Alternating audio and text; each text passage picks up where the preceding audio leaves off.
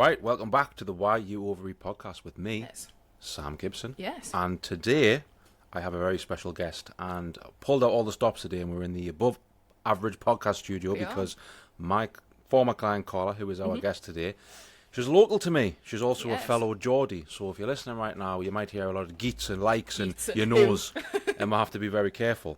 So, Carla, I haven't seen you since your wedding. How you been? Oh my God, was that a month ago? The wedding? What day was it? 9th of May. You're testing us there to see what day my anniversary was? No. It's been a couple of weeks, so that's a month. Obviously, we can get to the wedding later on. We will, yeah. But I asked you a couple of weeks ago, would you be willing to come in and do an in-person podcast and just take us through your amazing journey?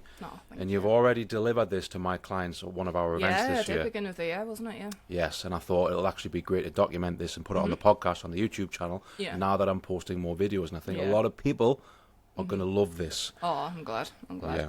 So I'm sure there'll be many tangents and many funny stories and all that sort of stuff. Yeah. But I'm going to try and keep this conversation structured because, like I say, it is an incredible journey. Yeah.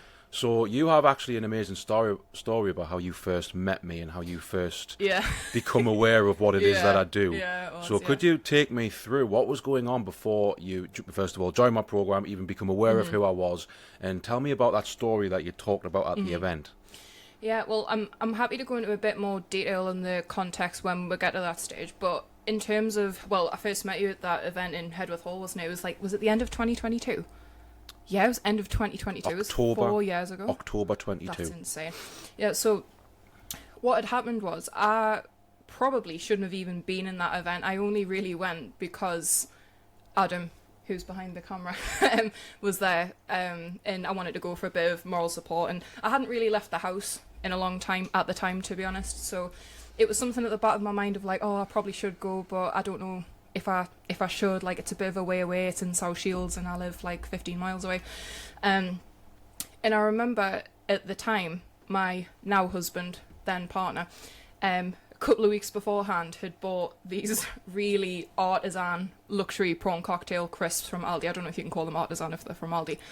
But it was his favourite one, and he bought 2, and we're talking like, not just like little ones, so, like the big sharer packs. I know exactly what you mean, yeah. Bought 2 of them, and my eating habits at the time and his were very, very different. He was more of a food hoarder, so he could buy something, take it home, and then not pick it up again for another few weeks. Like, he would have in the back of his mind, like, I have that thing that I've bought available in the back of the fridge, in the back of the cupboard, whatever, to eat it. I was very much not. I was very much you buy it and you eat it. Yeah, like, 100%. there's no... So because he bought 2, one for me, one for him, as soon as we'd come home from Aldi a few weeks prior, I'd eaten them in one go. Whereas he had put his at the back of the cupboard, and because I was working from home and he was working in the office because we worked for the same organisation, that big packet of crisps at the back of the cupboard was just lingering in my mind, and I was just like, I know it's there. I felt like a drug addict, like, talking about this. It sounds insane, but it was almost a bit like, I know it's there, and I can't touch it because I knew that it was his. But then it got to about 2 weeks later, and I was reasoning in my mind, going, he's got to have forgotten about these about now, and I'm absolutely starving. What I thought was starving, but we'll get to that bit later on. And before he came home, I was just like, you know what it is? He bought it 2 weeks ago. He's not going to notice if it's gone. And I was having a really shit day. I could not tell you what it was about that day that made me feel shit, but it was just my life in general at that point wasn't the most satisfying. And I just remember going, you know what it is, fuck it, I'm just going to have them. So I sat down and I ate all of them, and then afterwards it hit me. I was like, oh my God, he's going to be home in half an hour, and if he realises that these are gone, he's going to go absolutely off it. So... because these weren't like any ordinary crisps, these were his favourite ones as well. He's, getting very territorial over his food. And then I thought, but surely he's not going to notice. So I didn't even put them in the kitchen bin. Like, I went all the way outside to put them in, like, the green wheelie bin, because I thought, I'm just going to try and erase my crime as much as possible. I thought, he's probably forgotten about it by now. And then he came back in, first thing he said was, where's my crisps? And I was like, fuck. Yeah. And then... I can't even remember what was said because that whole thing was just a bit of a blur, and it was something like, why on earth can you not keep something to yourself. Like, this is my stuff. And obviously when you live together with someone, most of the time you kind of share food and you eat each other's food. But in this instance, and I think looking back, I think he knew that my relationship with food wasn't great, so that's why he had to put that very strict boundary of like, this is my food, this is your food, otherwise I would just eat it.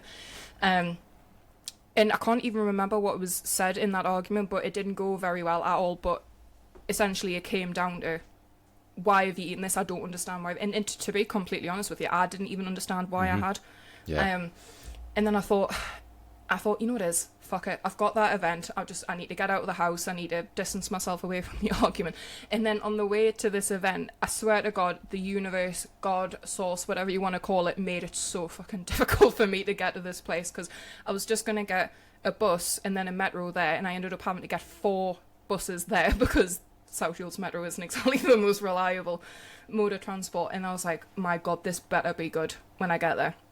So I got there, and there was like 100 people, and the person that I'd come for, was nowhere to be seen because he was around helping Luke and the rest of you guys and whatnot. So I was just sat there going, yeah, let's just get through it. And because I knew it was focused on mental health, because it was it called South Shields' biggest mental health event? Something like that, Yeah. And I just sat and to be honest, there wasn't really anything about mental health at the time that I didn't know. It was all information that I knew. And then I think you were the third one, and you came on stage. And I don't know what it was, but I felt like that, what you talked about, came at the exact moment that I needed it to happen. Do you know what I mean? Because had that conversation with my now husband didn't happen at the time, I don't think I would have been A, motivated to go, or and B, I don't think what you said would have hit as hard, if that makes sense. And I remember being sat there, and I think it was that quote by Johann Hari. You're going to get it a lot more accurate than what I did. You're going to have to remind me of what it was. The Johann Hari quote. Was it the grief one? Yes, I think so. Yeah. What if grief is, or what if depression is the feeling of grief for your own life not being as it should? Yeah. And I was already a fan of Johann Hari. Like, I'd seen him in podcasts and things like that, but I don't know what it was. I'd heard his stuff before, but there was something about that moment where it was like, it was almost like a knife in the ribs kind of thing, to be like, wake up. Do you know what I mean? Like, I heard it at the exact moment that I needed to hear it. And I remember just being sat trying really hard not to cry. And it wasn't because, you know, I already knew that my relationship with food wasn't great, but I think that was the first moment where it had been put on a projector screen in front of my face, being like, you can't avoid this anymore. So yeah, that was the first time I'd met you. And then I met you properly the second time. I think about a few months later, when you did your talk at the Prohibition. And again, I don't even think I knew that you were on at the time, but I only went because a lot of the story is going to be me and going places just because I don't went. But and I said, and you said, oh, do you want to come with me because I need some help with moving the camera and stuff like that? I was like, yeah, no problem. Who's on? And then when you said you, I was like, okay, this is a bit strange. And I remember being sat there, and the thing that sticks out to me the most about that night was when you went through the 7. Was it the 7 voids? Yeah, the 7 voids. And I think you gave everyone a worksheet, and you said something like, have a bit of a reflect, and are there any of these that are missing in your life? And I think you put a question to us and said, like, oh, does anyone want to talk about the void that they've got in their life? And I put my hand up, and you said, how many of these voids have you got? And I went, all 7 of them. Mm-hmm. And that's when it really hit me. I was a bit like, shit, like, I'd never really thought of it in that way, because I always knew that my relationship with food was probably tied to other things, but until you have someone literally say to you, this is exactly why, it's a bit of a disorienting feeling. But it was at that point that I was like, yeah, shit, I need to do something about this. Yeah. So I love that, telling you that story, because what you are demonstrating there, let's go back to the first time you seen is it was the secret eating episode, which I've heard you describe before. Yeah. So many clients on consults say that they've ended up having either arguments with the husband or the wife, or, you know, even eat their children's food, or someone else in the house who, like you said, your husband, he doesn't understand. He's clearly not an emotional eater, not someone who struggles with his eating habits, and someone who doesn't struggle with their eating habits, who's living with someone who does. It can be really uncomfortable. And I've said this to my clients before. It's like, you have to accept there's going to be some people who don't understand why you have struggles, and this can cause a lot of controversy and conflict because it can be very, very triggering. And the immediate feeling you get if someone, well, you can share it when Simon says, "What have you eaten this for? Why can't you just?" You're going to feel shame, and that feeling of shame is going to be linked to past traumas. It's going to be linked to past programming. It's going to be linked to your self-perception. It's going to be very uncomfortable. You know, so whether it's the universe or coincidence or not, at this time where you had this big bust up over a bag of crisps was literally when you were on your way to an event to hear me talk about emotional eating. You know, so we're weighing it up going, is that a coincidence? I don't know. But, you know, for people listening out there, like, secret eating is one of the things. If I'm working with a client one-on-one and I'm saying, right, well, how does emotional eating show up for you? How does your eating habits, how is it manifesting? How is it currently impacting your life right now, your confidence, your relationships? The secret eating can cause a lot of issues, you know. So obviously that was something when you were really struggling a few years ago. That was something that you obviously did, secret eating, right? And I want to go back to what you said before. You didn't know what was going on that day. It was just a habit, just an impulse. But if you can use hindsight now and look back, what were some of the emotions that were going on at that time, 2022 time? I think at the time, I mean, you only really have to look at the way that I was living my life at the time. Like, I think I was there was no intention behind it. I think most of my days were just, how do I get through this day? And if you'd asked me back then what's actively wrong with your life, I don't know if I would have been able to put a pinpoint on it. Like, I just knew that, I just feel shit all the time. And I had a million different reasons as to why I felt shit. And I very much had this mantra of, life has made me like this, because that's a phrase I inherited from other people. It's because I'm neurodivergent. It's because I'm a woman. It's because I'm working class. It's because of this. It's because of that. So I had a lot of, I don't want to say excuses, but I had a lot of what I thought was reasoning as to why things were the way that they were. But I very much had kind of accepted that all of this is out of my control. I can't do anything. This is just the way life is. But if I look back now, in hindsight, I was in a job that I absolutely hated, for one. And not that this job wasn't a decent enough job. It was lucrative. It paid us decent money. It was cushy, work from home job. It was stable. All of the things that, when you come from a working class background, teach you this is what your biggest aspiration should be. A job that is steady, that brings money in. Who are you to complain? If it's anything else, you just keep your head down and get on with it. 100%, yeah. So I was stuck in a job that, from the outside, I looked like I was performing really well in it, but deep down, I absolutely hated it.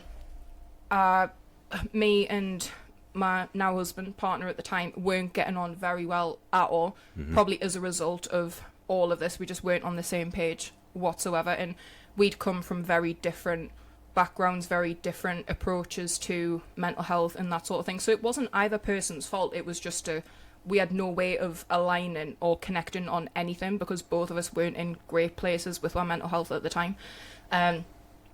My eating was absolutely horrendous. And to be honest, the biggest thing that I can think was probably the job, but then it kind of permeated everything else. Like, it just made everything else sort of miserable. And because I was big as a result of eating too much, because of how much I hated my job, like, to give you an example, I was on first name basis with my Uber Eats driver.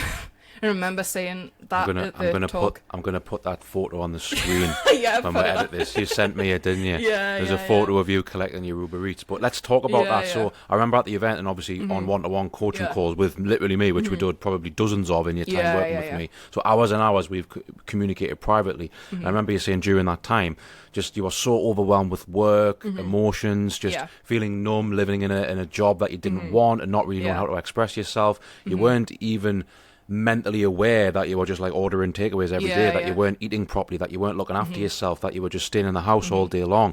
And I don't know if this is true, but do you think that is because of like COVID and getting in bad habits of staying in the house and not leaving the house, working from home? That kind of extended on for you, didn't it, where you didn't really get out of that cycle? Because for me as well, like right now I still work from home. I personally love working from home. It's really, really good for me, but it's only as good as the way that you structure it, because when you work from home, because that natural boundary that most people have between work and home life is gone, it's blurred, and so it kind of put the onus back on you that you have to create that boundary because it's not going to do it for you. And that was really hard for me. Like, my home office at the time was in my bedroom, so what I would do is at the end of the day, I would finish, eat a shit ton of food from Uber Eats, go to bed, and then I would go to bed early, not because I wanted to be up early, but because I was absolutely knackered. Not just like, not even physically. Like, how can I be physically tired if I haven't moved all day? Just spiritually, emotionally, mentally, just completely taxed. And then I would start work at 9 o'clock in the morning,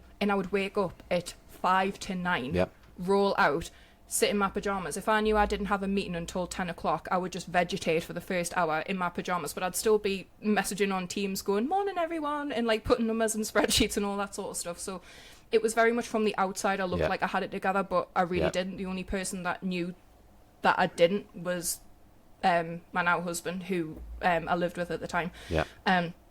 But if I can give sort of like an anecdote of how of how bad it was, and just to sum it all up. So obviously I was on first name basis with my Uber Eats driver, because I would I had reasoned this in my mind and gone, oh well, the food that I'm getting, it's just meal deals from the co-op, and anyone that says that a meal deal is safe food or is healthy food is talking bare shit. Like, the amount of bad stuff that's in there, but that's a discussion for another time. But I'd almost reasoned it in my mind, being like, oh well, I'm only getting meal deals, I'm only getting stuff from the co-op, I'm not buying Domino's, I'm not buying it's not Chinese. The food though, it's what it represents. It's the attachment you weren't leaving the house, you didn't have that separation from work and home life, you didn't have hobbies at the time, you didn't have anything to get up for outside of work. That was the problem. So let's come back to that time you seen me at the event when all of the truth about why you were struggling with your eating habits smashed you in the face.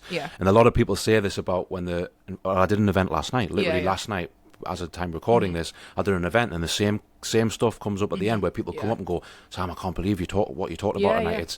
I thought you were going to talk about foods and diets and this and that. I'm like, no, your eating is a symptom of the way you are living. So everyone talks about disordered eating or eating disorders. We've got to look at the disordered way you are living, thinking, experiencing, whether that's emotionally, spiritually, physically. That's all a symptom. So yes, you are saying, I was only ordering Uber Eats via the co-op or meal deals, because I know those companies do those deliveries now, but it's what it represents. You weren't leaving the house, you weren't going outside, you didn't have that general structure. And when you first joined my coaching program, that's the first thing we talked about. It wasn't, I'm going to put you on this diet, Carla. It was what you've taught me. You've got all these different voids going on, right? One of them was you didn't have any creativity going on. There was a lack of hobbies. There was a lack of structure and organisation. And because of that, you were just burnt out mentally, physically, emotionally. That was then indirectly or directly, depending on how you say it, impacting your relationships. You also hated your job. It was causing you to, lose a sense of hope and connection to the future. So all those voids that I talk about in my book were being hit. So we had to kind of unravel that. And on your first day on the program, I had that conversation where I was like, right, we need structure. We need to create some sort of plan and organisation around hobbies and this and that. And when you first started working on that, you then started seeing a relief with your eating habits. So for anyone listening right now, I want you to who currently struggles with their eating habits, I want you to see your eating habits as a symptom of the way you are currently living your life. And when I kind of shone that light on you, whether it was at the event or the first time we'd done this consulting together when you became a client of mine, that was when the penny dropped for you, wasn't it? So when was the specific penny drop moment? Was it the first time you heard me speak, the second time you heard me speak, or just before you invested in the coaching program, when you finally accepted, I can't do this on my own, the way that I'm living my life is what's directly impacting my eating habits, and if I don't get some help on unraveling the voids in my life, I'll probably not be able to change. When was that penny drop moment for you? To be honest, the exact moment from what I remember of the penny dropping wasn't even seeing you talk, I think, because a lot of people have like this one big massive wake up moment, when you was talking about your Shawshank Redemption moment. I didn't really have that. Like, I just had mini ones that compounded over time and happened round about the same time. So I think so even though I'd seen you talk and I knew in my mind, like, I acknowledged that this is a thing, I don't think I'd confronted what it was that it was actually doing for me, because I think something I struggled with at the time was like, I know all of this in my mind, but nothing in my physical environment is waking me up enough to do anything about it, to act on this information. And funnily enough, my penny drop moment was in this room. So it was when Adam hadn't long started his podcast at the time, and I think I might have been, was I the fourth one or something like that? And to be totally honest, I only really did it as a favour because my friend needed a guest on. But at the time, I was very in the neurodiversity sort of space, and it was something that I knew a lot about. And I thought, well, this is something I know stuff about. Can I come on and talk about this? And at the time, I used to wear a lot of baggy clothes, and I always used to put that down to like, oh, I'm a goth. I'm a tomboy. This is just the way that I dress. So I came in wearing like this really, really baggy Golden Girls shirt and just leggings, and I thought, and I knew the cameras were going to be on, even though it's an auditory podcast. So I thought, but so it wasn't conscious, but I was like, oh yeah, like I need to cover up as much as possible because the camera's going to be on me. Like, how bad can it really be? But up until then, the only pictures that were taken of me are the ones that I took of myself, and then I can control how it looks. I can control how big I look. I can edit it to fit this version of my mind of what I should look like.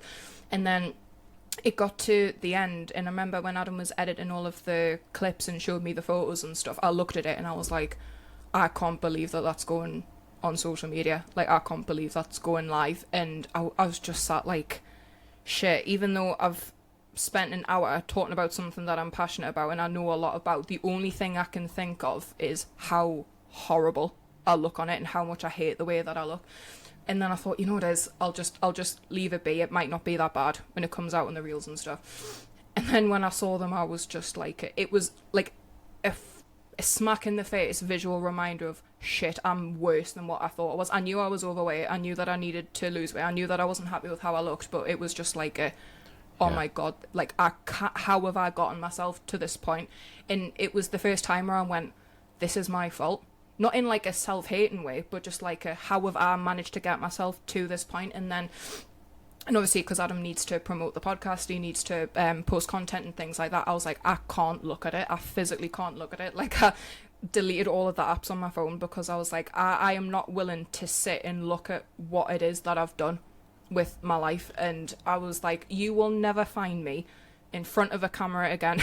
Like, no one else has ever taken pictures of me again. But then I think I caught myself when I was just sat and I went, Carla, for God's sake, you've deleted all of the social media apps on your phone because you can't stand the way that you look. But I needed it though. No, that has to be the penny drop moment. Oh, and I love what you said. Yeah. It wasn't in a self-hate kind of way. It was almost like a self-awareness, self-realization. Yeah. So getting into the turning point, I always say this, transformational energy. People are waiting for the right time. Like, you might have unconsciously at that time been waiting until your job felt better, until your relationship got better, until your mental health got better. And a lot of people are putting off changing their habits because they don't feel ready. But that turning point doesn't exist. It's actually, it's either a rock bottom moment, like a big life event that forces you to change, or it's an accumulation of lots of little ones, like you said, where finally, I call it the mirror moment. You hold up a mirror. For you, it wasn't a physical mirror. It was seeing yourself on a podcast and then not being able to recognize yourself and going, oh my God, like I don't like how I look. And for many people, that's when you've finally got to admit this, because the reality is many people are emotionally eaten, but they don't want to acknowledge that they are emotionally eaten. They put it down to, I'm just waiting for the right time, then I'll get my shit together, or I'm going to wait to feel more motivated. Oh, it's just because work's so busy. I'll get it together when work's not busy. Or like you said, you don't want to use it as excuses, but you're like, oh, I'm neurodiverse. Oh, I'm a woman. Oh, I'm like, they're not excuses. They're valid things that maybe contribute to things that make it harder, but they're not the real reason why you're struggling. So when did you fully acknowledge, I am an emotional eater, this is exactly what I'm doing, and if I want to get to the bottom of like why I'm emotionally eating or why I'm overeating and lose weight, which is what you wanted when you saw yourself on that podcast, when did you finally accept, I'm an emotional eater and I need to get some help? I think on an unconscious level, I always knew that I was an emotional eater, but I just never really knew what to do about it. Until I met you, I didn't think that there was a framework as to how you work this out, because I'd very much grown up in the kind of environment where women are big, women turn to food, and it's accepted. Like, I don't know how you feel about it, but I feel like in especially working class environments, it's accepted for women to eat their feelings, and we kind of all just not laugh about it, but it's just a done thing. I always come back to the Bridget Jones movie. I'm like, it's psychologically projected into the collective consciousness of many women in the UK. Like I say, you almost make a joke of it. It's a Bridget Jones, which is a multi-billion pound movie franchise, where literally the starting point, she's unhappy with her life, she's not getting the man she wanted, and the starting point, she's singing the song all by myself, and she's eating her feelings, and it's like, you're right. It's almost like a joke in pop culture, to where it's almost normalized to the point where out of all the vices, I always say this, right? Emotional eating, it's nowhere near as destructive as any of the other vices. Yeah. But what it is, it's the death of 1,000 cuts. Oh, 1,000%. It's a long-standing thing that you Yeah. don't acknowledge as a problem until you're in your 50s, 60s, 70s, where you're like, I've been overweight my whole life. Yeah. What's it cost me? Yeah. You know, and you mentioned before about you would like dress in ways where you covered yourself up, or you wouldn't even want to get a photo took, or Yeah. we don't have to get into specifics, but I can only imagine how that impacts relationships, and you know, God, yeah. let's Yeah. talk about that and how it impacts intimacy and things like Yeah, that. yeah. So emotional eating isn't something like, if you're an alcoholic, it's obvious it's Yeah. going to cause destruction Yeah. in that moment. If you're a drug addict, it's obvious it's going to Yeah. cause destruction Yeah. in that moment. But emotional eating, it's somewhat like brushed under the carpet. Say, it just Yeah. is what it is. You know, Yeah. it's almost accepted now, like you said. But deep down, like you said, you weren't happy about it. So why do you think Yeah. so many women struggle to accept that's exactly what they're doing? I think because, like you said, it is so normalized, and I think a lot of time emotional eating, or just eating more than what you should be, is sort of seen as a little bit pathetic by society sometimes. Like whenever, because I'd tried PTs and other diet Yeah, let's coaches talk or about whatever. that. What did like, you try? I'd tried that before, and it was never put to me as, it's understandable that you're doing this because of this. I felt like people that I'd consulted or just followed on social media, for example, who were talking about it, were either one extreme or the other. So it was either one extreme of, you're perfect the way that you are, there's nothing wrong with you, it's society that's the problem, it's this, and this. And don't get me wrong, like, there are some elements of truth in that. Like you said before, some of these things do contribute to things like that, I've got no doubt about that. But then the other extreme was like, Just shaming them. fuck your feelings, get yeah. on with it, it's your fault that you are the way you are, all of this. And neither one of them helped, because it was either one extreme or the other. Yeah, And I'd never really, I agree. and I'd never really found something that was in the middle. And I think that's probably because when I'm thinking of, like, why did I sign up with you rather than anyone else's, I think you were the first person that was just real with me. Like, not harsh, but just to be like, look, it's totally understandable why you're doing what you're doing because of this, but at this point, this is how we'll go forward. So, but this is the thing, like, you were never harsh with me or like direct or anything like that, but like you told me the things that I needed to hear that I already knew deep down, but it was after ages of like listening to me. So it wasn't, it was direct and it was honest, but it wasn't cruel. And I think that's where a lot of people, especially women, go, oh, it's me, I just need more discipline, it's me, I'm too sensitive, I just need to listen to all of these gurus that tell me that it's my fault, I just need to shut up and accept it. But in my view, if you do that, you're only reinforcing the problem, because if self-shaming. because if you, especially for me as well, and I can relate to this to some degree, if you've spent a lot of your life not being listened to, not having your feelings validated, and ignoring your own feelings at the expense of other people, and you're being told to shove it down even more and just get on with it, it's almost like you're only pushing the shit further and further down the line, and it's going to smack you back in the face at some point.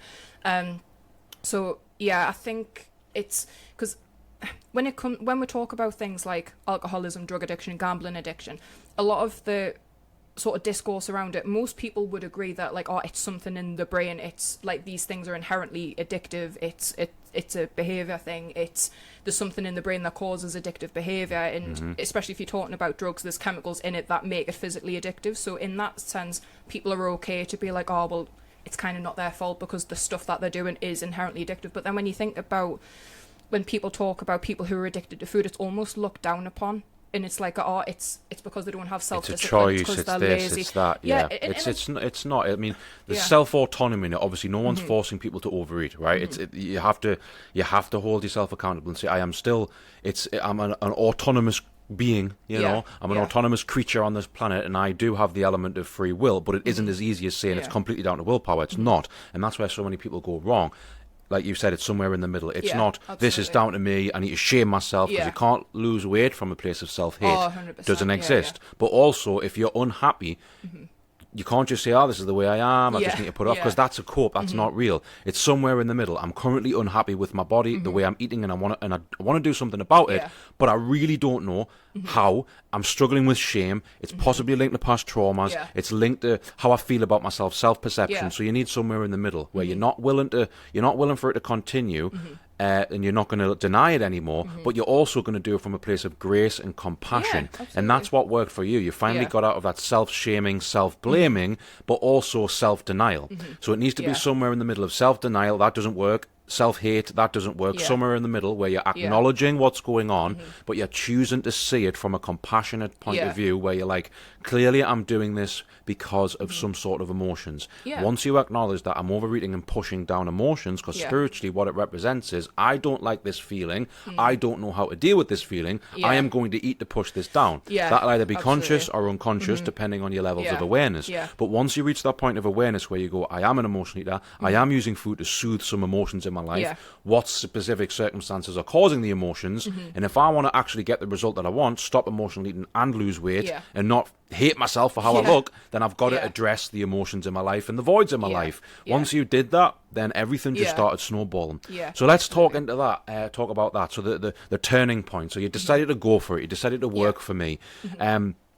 What did you think the program was actually going to be like? Because I got this last night at the event I was at. It was, Sam, I thought you were just going to talk about diets, but actually you were addressing these other things. That's amazing. Is that exactly what you thought, or was it something else? Yeah, I mean, to be honest, so because I think at the time you'd not long done your episode on Adam's podcast as well, and I remember watching that and being like, and I remember, because I'd watched that, I'd kind of already gotten a bit of an impression of like, oh, this is probably how it's going to be, because I remember watching it and going like, yeah, I need someone who is on the same level as me in terms of the way that we process information, we talk about things, because I remember being like, when I've been with people in the past, like, I'm very much like, I verbalize thoughts a lot, and a lot of people don't know what to do with that. They just kind of go, oh, okay. So I think the thing about me, if anything, that surprised me the most, in a good way, was I don't think I'd had someone before take all of this thing, like all of these thoughts that I was just verbalizing and going, okay, this is what we've got, let's bring it down a bit, let's analyze it, let's read between the lines.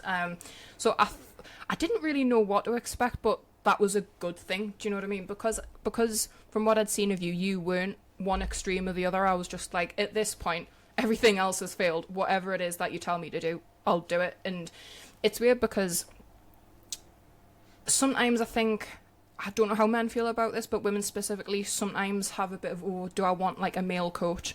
Because will they fully understand? But what surprised me is like how much we actually had in common, regardless of whether you're male and I'm female or whatever. Like a lot of it was kind of the same. And so, yeah, that surprised me in a good way of like, oh, someone's not sat here dissecting, or this is why you're doing this, is why you're doing that. It's like, it's human. This is totally understandable. You know the difference with, like, people think it's like therapy. Oh, I need therapy before I get coaching. Yeah. Therapy just gives you awareness, but no practical tools. What I try and do, I'm not a therapist, I'm not a psychotherapist, but I kind of use principles from that. Yeah. So what I do with you is say, right, I can hold up a mirror to get you to see the level of awareness, talk about it, validate it from a compassionate point of view. Yeah. But then I provide actual solutions that make sense of it and then allows you to start moving. Yeah. The reason people stay stuck in therapy rooms forever and never change is because they're just talking about how they feel. Yeah. The difference between therapy and coaching is, let's get clear of how you feel and then let's do something about it. Yeah. And that's why it works, and that's why you've got great results, because you value the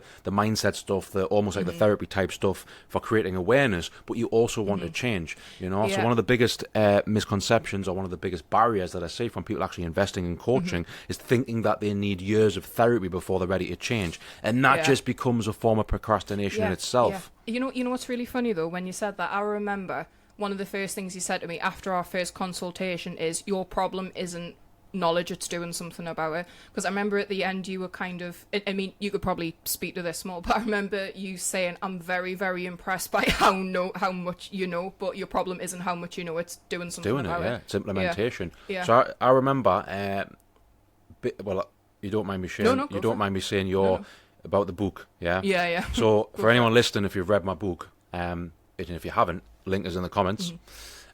This is Clarissa from the book, and she'll not mind me Clarissa saying people from the book, for data protection and this and that. Yeah. It's easier to do pseudonyms, but obviously me and Carla are personal friends, so she just wasn't bothered. I probably could have called her Carla in the book, which would have been fine. Yeah. But this is Clarissa from the book, and I talk about her.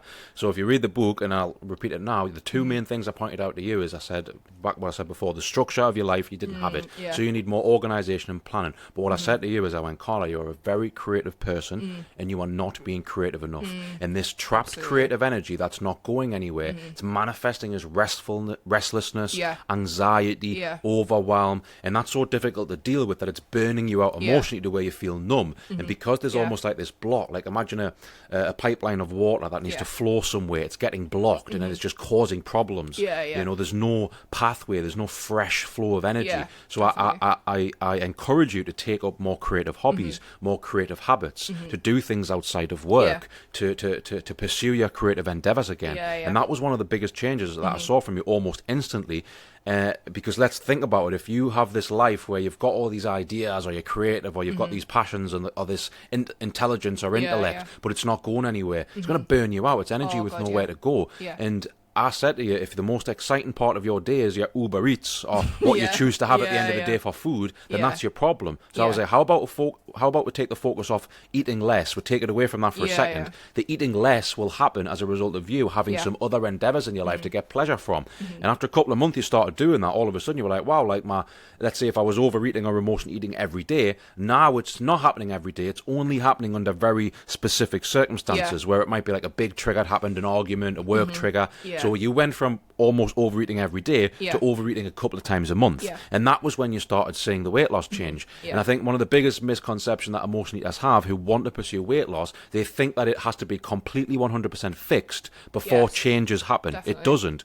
Inside my coaching program, it's a hybrid between let's address the emotional eating and work on strategies to reduce the episodes and increase the response time to when you have a setback, and pursue the physical goals that you want, which if weight loss is that, then we'll do it.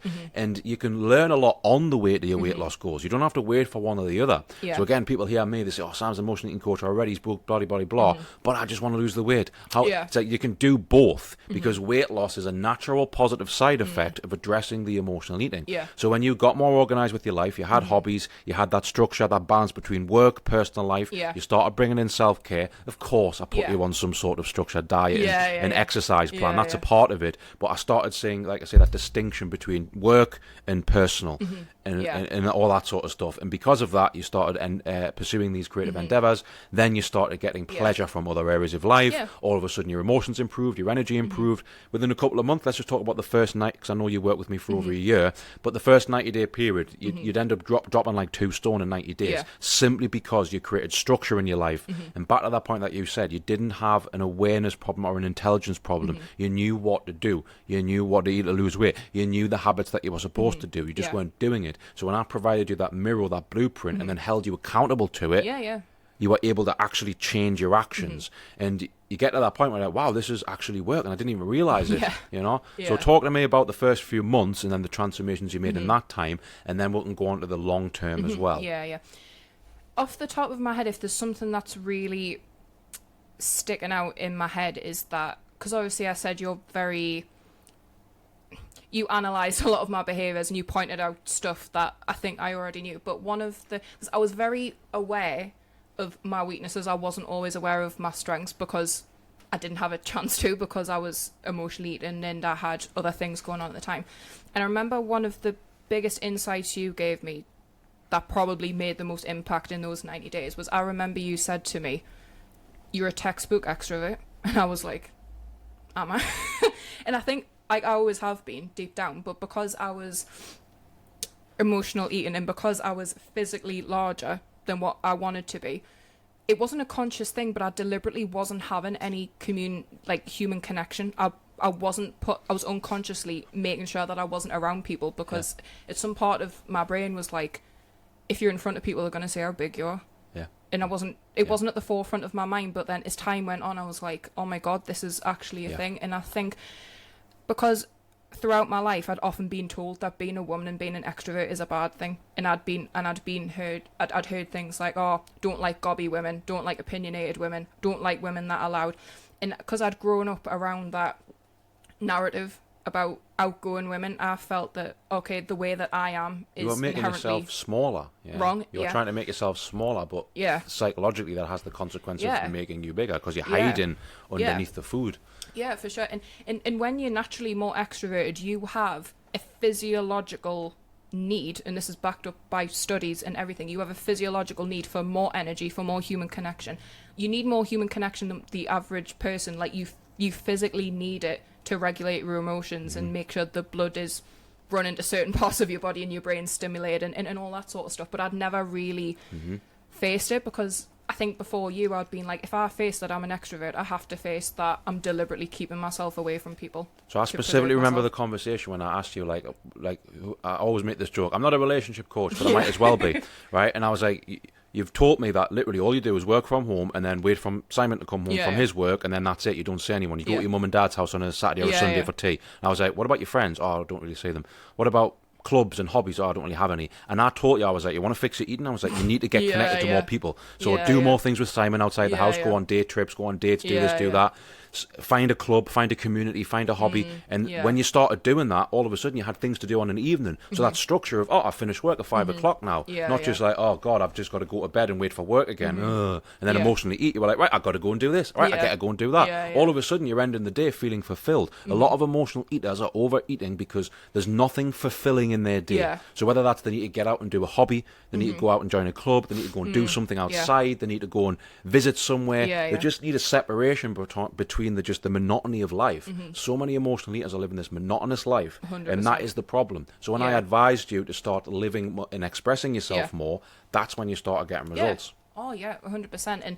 And I think as well, it's funny because in those first 90 days, I don't think we really focused on food specifically that much. A lot of it was just looking at your life, why you were unhappy, and then I think the specific food stuff came later, like longer term from what I let's remember. also add, I remember you lost like 2 stone in 90 days just by focusing on the psychological stuff. Yeah, so 100%. Like, and I think at the time, so I think it was maybe a week after me and you had the first consultation, I was signed off sick with my GP. So I was off work for 6 months sick just because of how little I was sleeping, how bad my health in general as a result was because of work, mental health, all of that.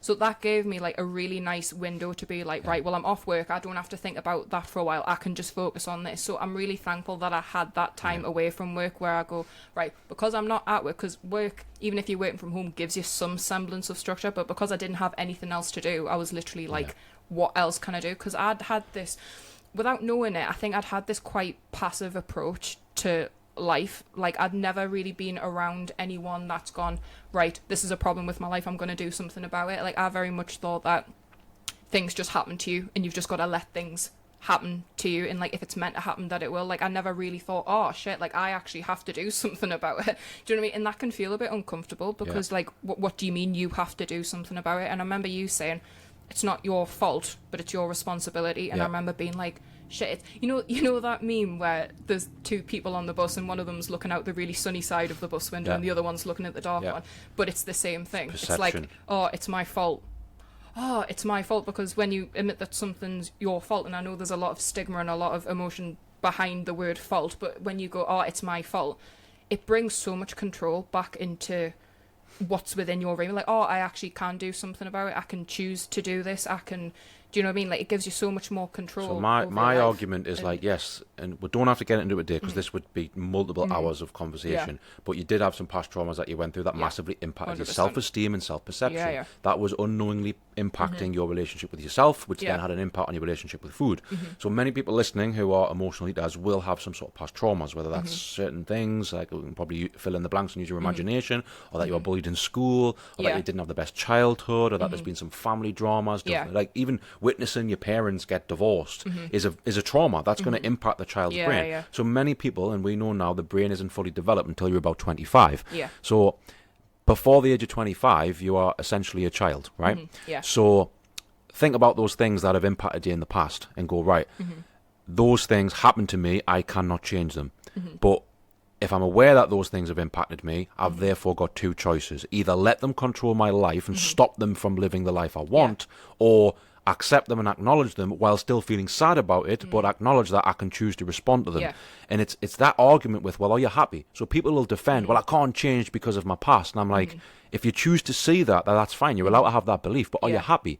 The answer is no. So does it make sense? You are literally, it's a self-fulfilling prophecy of thinking that you'll never be happy, but you're choosing to not be happy. So when you realize, like, okay, I can't change the past, and it's not about waiting for the memories of the past things that hurt me to disappear. It's about going, well, am I happy or not? And if you're not, then you've got to do something about it. So that perception shift of, it's not your fault, but it is your responsibility. Yeah. That is the key. And when you had that 100%. penny drop moment, everything started changing. Yeah. So fast forward to you worked with me for 90 days initially. Yeah. In that time, you lost like 2 stone Yeah, without yeah. even thinking about it. Yeah. That was just off. I made you get outside at least once a day Yeah. and do some steps. I put you on a structured diet plan, which wasn't eat these foods every day. I said, generally, I think if you eat around about 2,000 calories a day, you'll lose weight. Yeah. And all you did is just loosely track your food, not perfectly. You don't need to be in a calorie deficit 30 days out the month to lose weight. Yeah. You need to be in a calorie deficit maybe like 20 days out the month Yeah, to lose yeah, weight, yeah. right? So for the majority of the 3 months, you would just focus on a structured way of eating,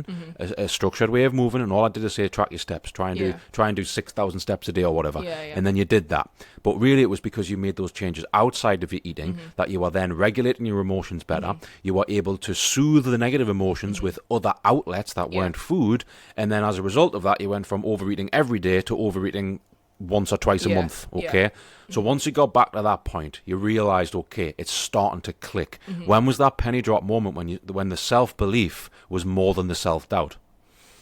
I think, funnily enough, I think it was like at the end of 90 days starting to come up to when I decided that I was going to work with you for the full year. I think from what I remember, there was a time in there where, because I was emotionally eating less, because I was doing all the things that you suggested and getting out more and being more social and improving my life in general, there was a point where, because there was an element of, right, I'm feeling the urge and I'm just going to choose to let it go. Because I had stopped emotionally eating as much, I had to sit with the shit a lot more because I remember, I think it was in one of the books you recommended to me at the time, Debbie Ford, when she uses that analogy of you can only push the beach ball below. Yeah, the beach ball analogy, fantastic, Yeah, and so what I'd unintentionally done, and it was around about this time when I was about to sign up to work with you long term, that it hit me that for the last, say, however long it was, let's just say since birth, because I'd always struggled with it. This is something I'd always done. Decades, we'll just say that. Decades. Any time a minor inconvenience came up, it was like an autopilot response to be like, oh, just eat something. Yeah. Like, regardless of whether it was healthy or not, like, just eat something, eat something. So I was so in the habit of doing that, like, it was almost like association. I'd like sort of like Pavlov dogged myself into, that's the truth, like, soon as uncomfortable emotion, eat something, to the point where you don't even realize that you're doing it. It's just a habit. And then as soon as I stopped, it was sort of like so I'd stopped with the minor inconveniences. It's just like, right, just sit with it. But then once I'd stopped doing it for minor inconveniences, that's when like the bigger stuff came up. And I remember just being sat there going like, I really don't want to face this right now. I don't want to I have to talk about this because I really appreciate you sharing this point. Yeah. This is why the yo-yo diet mindset is rife, okay? So there's a real statistic, I talked about it last night, 90% of people who lose weight regain it all back within 12 months or less, because you've got to consider the reason why you're overeating and therefore you're overeating in the first place is because you've Pavlov dogged yourself, which I love that. You've basically conditioned your brain to go, any sort of emotion that I deem as undesirable, uncomfortable or painful, I just push down with food. You can get to a point when you're like, right, I'm not happy with my body, so the motivation and the discipline and the willpower to change overrides that for a small amount of time. And then people lose a bit of weight, but then all of a sudden, the reasons why they were overeating in the first place, their emotions, they're there. So those bare emotions that previously you'd never felt before because you pushed them down with food, now all of a sudden are there. That's what food noise is. Food noise is unmet expectations, unmet needs, and unexpressed emotions. And if you think, well, I've lost weight, that means that you've stopped eating as much, okay? So physically you'll get a response.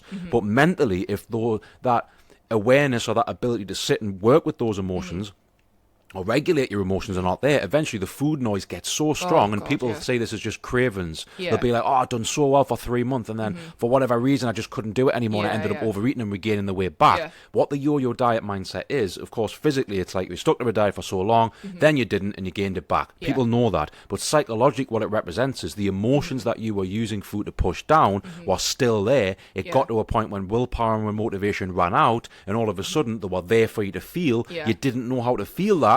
And you went back to your old habits. So after the initial 90 days, that's what many people get. You get a great result because motivation and energy and everything's sky high when you first start. Then all of a sudden life hits you and that's the, oh shit, I've got more work to do. And that's the point, whether it's conscious or unconsciously, a lot of people will reach the point when they lose 2 stone, but then they're like, oh my God, I can't stick to this, and they gain it back. So to get over that hump, to get over the yo-yo diet hurdle, you've got to finally acknowledge, right, I've saw a result with my weight loss, but my eating habits were way deeper than just motivation and willpower. willpower and discipline and things like that. And then you get to the deeper stuff, like I say, the past traumas and self-perception. And you've got to do some identity work. So when people initially do the 90-day transformation with me, that'll get you more aware of your eating habits. You'll see a huge reduction in emotional eating, and you'll have the tools and responses to respond to setbacks. But then the identity work, that's a whole other ball game. That just takes a little bit more time. And it's not that overwhelming. You've already done the hard part, really. It's just maintaining it, you know? So what was the specific framework or a specific tool that I give you that allowed you to get over that yo-yo diet mindset and actually see long-term changes?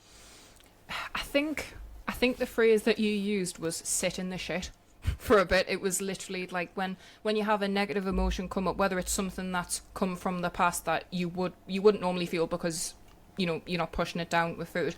I think you just said, like, just experience it. Like, just sit in it and feel it, because, like, don't be scared of them. I think you said become an observer of them. Like, you don't have to engage with Eckhart Tolle quote, Yes. You are not your thoughts, you are the observer of your thoughts. The book's right behind you There as we you go. speak. Yeah. Where is it? Power of Now, there it is. Great book, by the way. Yeah. I use this how many times do I reference this? So if many a times, client comes to me yeah. in a consult and goes, oh, Sam, I binged last night, I'm feeling terrible, I'm feeling demotivated, I don't think I can do this. I might go, right, well, what emotions were going on just before you binge? And that might be like, well, now that you say that question, Sam, I was upset. Okay, well, why were you upset? I had an argument with my partner. Okay, what was the argument about? This and that. Okay, and I was starting to reveal psychological circumstances that led to the point. Yeah. Because autopilot is there. The neural connections on your brain of, I don't like this emotion. Baby cries. Mum comes and soothes baby. Baby eats. Baby feels comforted. That is ingrained, and the adult version of that is, oh God, I'm pissed off from work, I'm going to eat crap on the way home, chocolates and wine and from Tesco's on the way home. That's the same thing. So that neural connection, you might have went down it thousands of times, millions of times in your life, where you felt an uncomfortable emotion, you didn't like it, you used food to soothe. That might happen again. That ingrained neural connection of you doing that habit is there. So what you've got to do is, after the fact, go, right, what was I experiencing? What was I feeling? What thoughts were underneath? And if you detach from those thoughts and don't go, I am an emotional eater, I am someone who binges, I am someone who go, right, I am someone who is observing myself in that moment. And eventually, when you have that level of awareness in real time, you'll be able to work through your triggers. So sit in the shit, as you said. It's like, oh my God, the urge to binge is there. And instead of just automatically doing it, you go, stop. What am I feeling right now? So the initial stop, I call this the SOS method, one of the frameworks from my programs. You stop and go, what am I feeling right now? I'm angry. Okay, what does this feel like in my body? I feel a sensation in my chest. I feel a lump in my throat. I feel racing thoughts. I feel restless. I feel like I want to push this down. Okay, that's why I'm getting the urge to binge. So it's not the food that I want. It's just manifesting as, oh, I wish I could eat some chocolate. But really what it is use this chocolate to push down the feeling of anger because you don't like how it feels. And once you start developing that emotion, you create new neural connections that you walk down. So the eating isn't autopilot anymore. It's actually something that you can see as almost a crossroads. You've got two paths. So there's the trigger, the emotion. There isn't just one path, eat. There's two paths. There's either eat or stop and observe what's going on and choose to respond to it. And once you get that level of awareness, then you've got a choice, and you just got to keep practicing. Sometimes willpower will not be there and you won't do it. Other times you'll be able to sit with that emotion, but it's about practicing being in the middle of your triggers. And that's just the journey in itself. And what happens as a result of that is, over time, you'll be someone who's able to deal with triggers more than give in. To start with, it's autopilot. It's very unlikely that you'll be able to do it, but you've just got to keep practicing. And I always come back to that. You are not your thoughts. So I get my clients to tap into that mindset. You are not your thoughts. You are the observer. So when we think that we are our thoughts, we become afraid of our emotions. We become afraid of our feelings. And we think that we'll have to control them. I feel anxious. That's bad. I've got to control it. You can't do that. Just change it as, oh, I'm someone experiencing anxiety. I'm someone who's experiencing anger. I'm someone who's observing myself in real time. There I am over there. There's me angry. What does me angry need? What does me angry want? Once you start having that level of conversation with yourself, you're tapping into that high level of consciousness. It's called metacognition. Metacognition is the highest form of intelligence. Metacognition stands for the art of thinking about your thinking. Why am I thinking this? Why am I feeling this? Why am I responding like this? Why is this emotion here? That separates you from someone who's just being an animal, trying to control your animal instincts.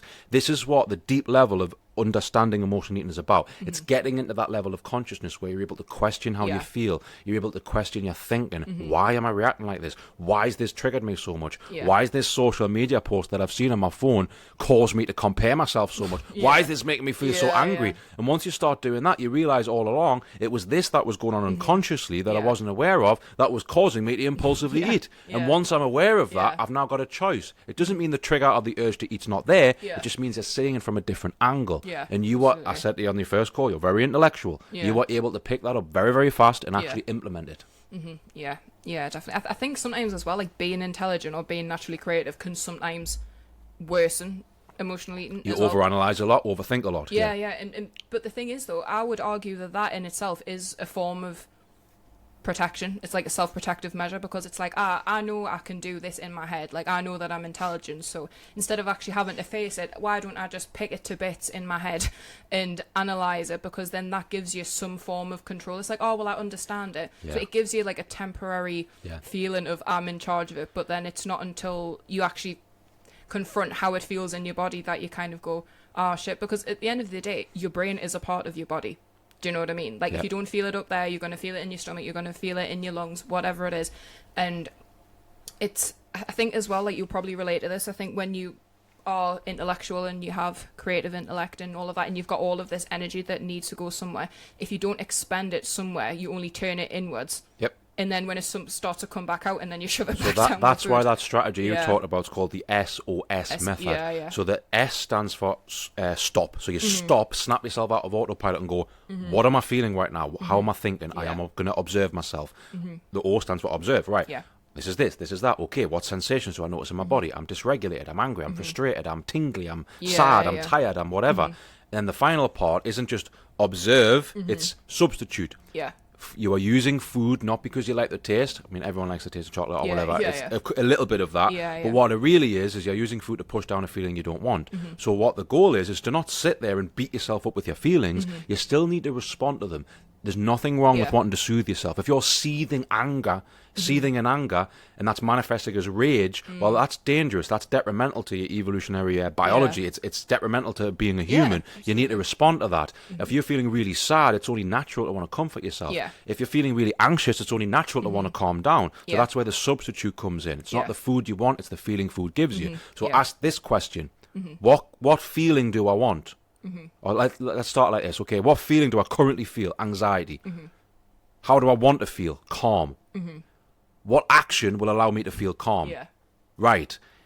Because we're not asking that question, we're just impulsively using food because we think food's the only action we can take. But when we bring loads of other substitutes in, we're able to calm down in other ways. That's what sitting with your emotions is, questioning them, observing them, and responding to them naturally. And this is a 5-10 minute protocol that you can do, the SOS method. There's many other frameworks I have in my coaching program, but that is one of the most powerful. So would you say that ability or that framework give you the ability to observe your feelings, respond to them, and then instead of using food, use something else, and then the consequence of that is, well, you didn't overeat. You got through that trigger without binging. Successful day. I would say it definitely did in the short term. Like, it definitely gave me a framework to be like, oh, this is a starting point, this is what I need to do. But then implementing that long term can sometimes be, I'm not going to say it difficult, but it requires a lot more effort to be able to do it, because I did that loads in the 90-day and did it over and over again. But then I think it's really good as a starting point, like, just to get you to the point. That's a treatment strategy. So it's an emergency treatment strategy when you're triggered to get you through the trigger without overeating. But the next one is, well, what's causing the triggers? And if the same life circumstances are going on, then you're going to be fighting the SOS method forever. So that brings in the question of the 7 voids, which is basically the concept of the book. So I'm not going to go through them because there's a full video on my channel, but basically the 7 voids, you were experiencing a lot of them, so we systematically had to go through the voids so the triggers were there less. So here's the thing I always say, imagine if you fell off a ladder, right, and broke your leg, you go into the doctors, they'd fix you up, and then 6 months later, you fell off the ladder again and you broke your other leg, okay? Doctor's probably going to be a bit like, well, what the hell's this guy doing, right? But we'll fix him up. If you come in the 3rd time and you fell off a ladder again, they're going to go, what the fuck are you doing?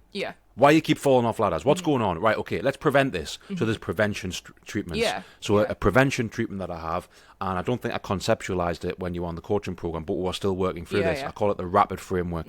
So the RAPID framework stands for recognition. Okay, so first of all, recognize, right, I've done the SOS method last night. It worked. I was able to respond to my trigger. But why was I triggered? Oh, I recognised that I had a really unfulfilling day. I didn't do anything for myself. There's no self-care. There was no this, there was no that. Or I had an argument, or this family problem's going on, or this trigger's going on. Okay, anticipate. When's this likely to happen again? That's the A part. Right, preparation. I want to prevent my triggers from happening because being in the SOS method all the time is trying to constantly respond to your triggers. It works in the short term, but it's exhausting. What I'm trying to do with my clients is get you to treat the triggers first and then prevent them in the long term. So preventing them in the long term, it's that RAPID framework: recognition, anticipation, preparation, intentional response, disruption. And once we've disrupted the trigger, I'm not triggered anymore because that life problem's not happening anymore. Oh, I'm not triggered anymore because I don't have that horrible job. I'm not triggered anymore because I'm not in this toxic relationship. Oh, I'm not triggered anymore because I've accepted and come to terms with my past and I'm not constantly fighting it. So there's both. There's treatment strategies and there's prevention strategies. We want to prevent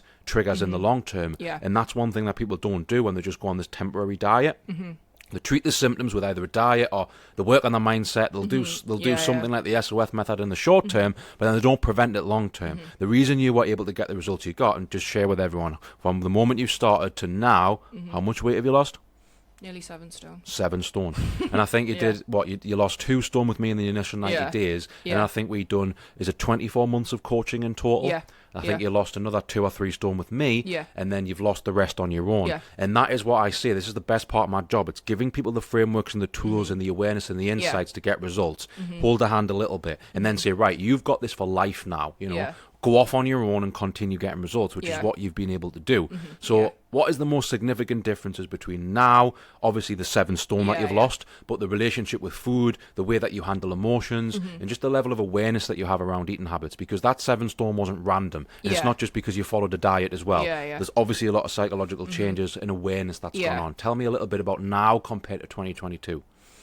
I think in 2022, there was a lot of pushing down involved because I just didn't want to confront things. I was very avoidant back then. Anything that was remotely uncomfortable, I avoided. And then I think it took me a while, because this was even within the first year that we were working. I kind of, because I had this avoidant mindset. So I went from almost avoiding uncomfortable emotions in any way by pushing it down, but then I almost got a bit too trigger happy when it got to like, these are what my triggers are. I went a bit like, right, I'm going to avoid any situation that's going to trigger me whatsoever. So I kind of went from one extreme to the other, and then it wasn't until maybe the end of the first year that I was a bit like, right, there needs to be a line between like, I'm deliberately not putting myself in situations that are going to make us feel worse, but at the same time, when I do face those emotions, what do I do with it? Because I think I was just maybe substituting, like the behaviour was still there, because I was going like, I don't want to feel uncomfortable emotion, therefore I'm not going to, instead of using it with food, I'm just going to avoid the situation entirely. I think that gets people started. It's a good starting point, but it's not a long-term thing. So I think if we go, it's a very reductionist attitude, but the real reason why people struggle with emotional eating is because in some way, shape or form, they've got an avoidant mindset. 100%. So think about it, right? I've got anxiety. Oh my God, I don't like this feeling. Right, I'm going to push it down with food. Well, you're avoiding working through anxiety to the point when you'll avoid everything uncomfortable. So if you want to, like I say, it's a very reductionist attitude, but if you want to do the opposite of what you're currently doing with emotional eating, that means you've got to sit and face your emotions. And this is why people don't want to deal with it, because that's comfortable, that's uncomfortable, and that takes time, patience, it takes trials and tribulations, many setbacks. But the key identity differences I see from clients is they accept this emotional eating, I've done it forever. I might always do it, but it's not about being fixed completely. Okay, so I use a system called data over drama. How many times have you heard me say that? So if someone joins me in the first year or something, like the first 6 months, right, they'll go, right, you started off overeating every day. After 6 months, you've given me your data or your check-ins or your feedback. You've said you overate 3 days out of the month. Okay, so that's a massive reduction, 30 days to 3 days. That'll start the weight loss alone. But now we'll get to the point where, okay, what happened on those 3 days? Okay, there's more work to do, and that's the deeper stuff that comes up. And eventually you just want to get to a point when you're like, right, something could trigger me and I might fall into old habits, but my mindset of how to respond is there. You don't beat yourself up anymore. You don't have that all or nothing mindset. And when you did check in with me in that first year, there was times when you were like, Sam, I've had a bad week or a bad day, and we got on the phone and we talked about different things and different triggers and relationship stuff and work stuff and mental health challenges, but you were always willing to go, how do I learn from this? Yeah. And if you have that attitude of like, okay, I had a setback, but I'm not going to beat myself up, I'm just going to learn from it, then it becomes data, not drama. And that's what allowed you to get the long-term results. That's why you lost the 7 stone, because you acknowledge and accept that I've been emotionally eating forever. I might still emotionally in the future, but when it happens, I'll learn from it, I'll reflect on it without going too inward, and I'll look to see, well, what new actions can I learn from it? And that's what solving the problem of emotional eating is. It's not being perfect, it's not having a perfect day, right, or a perfect life anymore. It's literally just going, I know what to do when it shows up, and if it does happen, I know how to respond to it, and I don't beat myself up. That means you're free from all of the shackles that you once had about, I'm this person who does this, I'm terrible at that, I'm a waste of space, I'm a failure, should be ashamed of myself. You just got to get rid of all of that self-abuse. And so many emotional eaters are self-abusive people. No, and don't get me wrong, like, that's not to say that I don't still struggle with certain triggers now, or like I never feel uncomfortable emotions. Like, 100% I do. And from all that time, because I think in the end I ended up working with you for about like 2.5 years. It was something like that altogether, if you include like the 6-week, 90-day, like in the 2-year-long programs I did with you as well. Like a lot in that time. When you were saying about the substitute part of SOS, I've noticed myself, and I don't think I realised it at the time, but I can look back in hindsight now, like, I was like, the substitutes that I was using were almost like other forms of addictive behaviour as well. Perhaps not as, I want to say, detrimental as what food was, because I kind of got lost in thinking of like, oh, well, I don't emotionally eat anymore, therefore I'm fine. But like, what am I doing? So I remember I went through a bit of a phase where my impulse spending was through the roof. Because in my head I was like, oh, well, at least I'm not eating. But then I got stuck in that. Valid point. Do you know what I mean? And then it's something I still deal with recently. I remember, because the job that I'm in now, because obviously that was one of the massive voids at the time, like I absolutely hated my job, and then I got promoted into the job that I'm in at the minute, I think about maybe 3 months before like we stopped working together. And I remember thinking, oh, I've got this full circle moment. Like I started when I absolutely hated my job, and now I've got a really good one. I took it to the extreme. I loved my job so much that any time I felt an uncomfortable emotion, I threw myself into it more. But in my head, I was like, oh, well, at least I'm not eating. This is totally normal, by the way. I've flip-flop coping mechanisms for ages. So when I stopped, because I had my own issues with food, obviously, I've talked about many times, it's the first few chapters of the book, I threw myself into work as well. And I realised I didn't actually recover my disordered eating. I just transferred it into another form of disordered living. So I ended up getting burnout. And I had 14 PT clients in 2018. 14 hours a day of PT clients. And I just threw myself into, well, I'm not numbing my emotions with food anymore. Great. I'm numbing my emotions with work. And then I had a little bit of a mental health breakdown in 2020, like a lot of people did, when I realised I used 2 years of suppression where I wasn't binging anymore, but I was using other coping mechanisms, and that's when I had to do a little bit more inner work. That's why if I wrote a book in 2020, it would have been shit. And that's why when I wrote a book in 2025, it was my full experience of overcome the disordered eating, and then I had to overcome the disordered living. So most people who work with me, they only work with me for 90 days, because that gives them the initial transformation that they need. They'll stop emotional eating, they'll have the tools to deal with it, they'll be able to go off on their own and continue to get results. Some people like yourself, you crave a little bit of that deeper nurturing, deeper accountability and support. So most people join me for transformation. They stay for community and, I hate to say this, cringe, I'm going to be sick in my mouth, life coaching, right? So they stay for that, So I will never market myself as a life coach. I'm not. I help people solve the problem of food noise and overcome emotional eating and lose weight in healthy, sustainable ways. But some people get to that point when they're like, Sam, I've solved the problem of emotional eating, or it's at least manageable, but I want you to help me with this other stuff, because I realise that this might come back unless I work on X, Y, Z. So obviously we did a bunch of that stuff. So getting into the transformation now, obviously, so we mentioned it before briefly, 7 stone. I mean, that's incredible, Carla. And I'm not going to take full credit for that. You did a lot of that on your own, but obviously the frameworks and the tools that I give you, it allowed you to completely change your self-perception. So the most significant change is it can't just be to do with food directly. It has to be with how you see yourself on an identity level. Okay? I mentioned before about emotional eaters are often people who've maybe been through some hard things, but they end up becoming their own emotional abuser. You clearly don't emotionally abuse yourself anymore like you used to, otherwise you wouldn't have lost that weight. Physical weight on the body is emotional baggage stored psychologically. If you want the physical weight to leave, you've got to get rid of this emotional baggage. What did you do to get rid of the emotional baggage? Honestly, biggest things, I stopped beating myself up for things that I'd been told by people in society were wrong, and just ended up embracing it. Like, I think one of the conversations we had quite a few times was, I don't feel comfortable around other women, and I don't really have a lot of female friends, and it's not because I didn't want them, like, definitely I wanted to, but because just the way I naturally am, and I've accepted this now, these are just my natural strengths. I was surrounded by women that were totally different to me, and it made me feel inferior for the way that I was. So I remember, I've gone completely off on a tangent again. What was the original question? I'll come back to it. It was, so the biggest...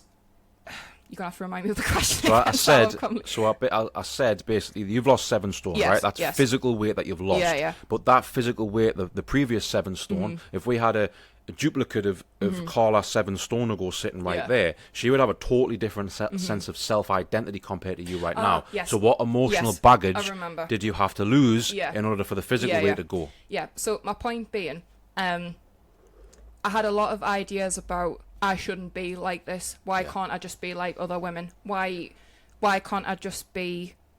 Because even though logically I knew that all women are different and come in very different personalities and shapes and all of this, I almost felt like an inferior woman because I didn't fit this box of what women should be, and I carried that a lot to the point where I would avoid other women, not be around other women, and like, because I was very much aware that I have, and we talked about this quite a few times, that I've got a lot of what you would deem masculine traits. And for a long time, I even saw that as a problem. I was just like, oh God, I've got masculine traits. Like, I shouldn't be this and I shouldn't be that. But I got to a point where, and especially now, I'm tapping into this a lot more. Instead of shaming myself for being like, oh, like I'm too this and I'm too that. Why can't I just be more feminine? Why can't I just be like other women? I thought, no, because those traits that I've got need somewhere to go.